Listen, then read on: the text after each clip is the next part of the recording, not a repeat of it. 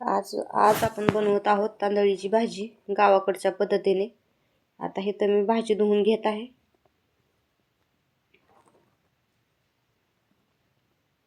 आता हे धुतलेली भाजी आपण आधी वाफवून घेणार आहे, त्यासाठी कढईत टाकून घेते। ही भाजी खाण्यासाठी खूप छान आहे, चवीलाही उत्तम लागते आणि ह्या भाजीमुळे रक्तही वाढतं। गरोदर महिलांनी तर अवश्य ही भाजी खावी। आता भाजी आपली वाफलेली आहे चांगली, आता ही काढून घेणार आहे।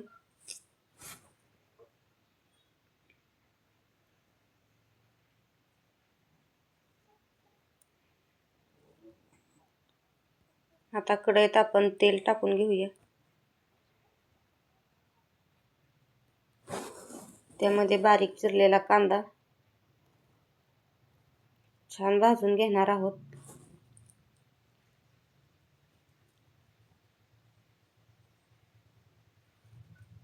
त्यामध्ये कांदा भाजलाय, आता त्यामध्ये लसूण आणि हिरवी मिरची टाकून परतून घेणार आहे।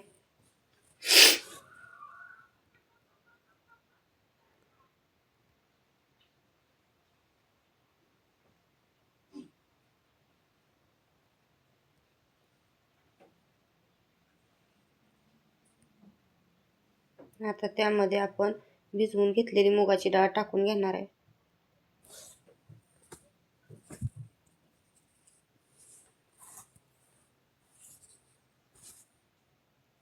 आता मुगाची डाळ ही छान भाजून झाली आहे। आता आपण शिजवून घेतलेली भाजी पिळून त्यामध्ये टाकून घेऊ।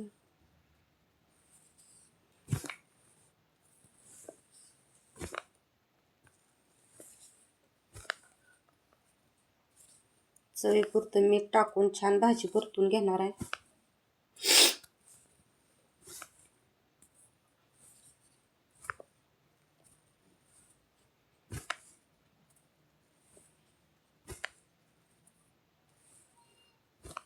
भाजी छान परतली आहे, बघू शकता तुम्ही।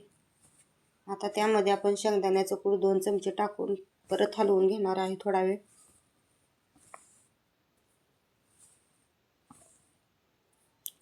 शरीरासाठी पौष्टिक अशी तांदळीची भाजी आपली तयार आहे।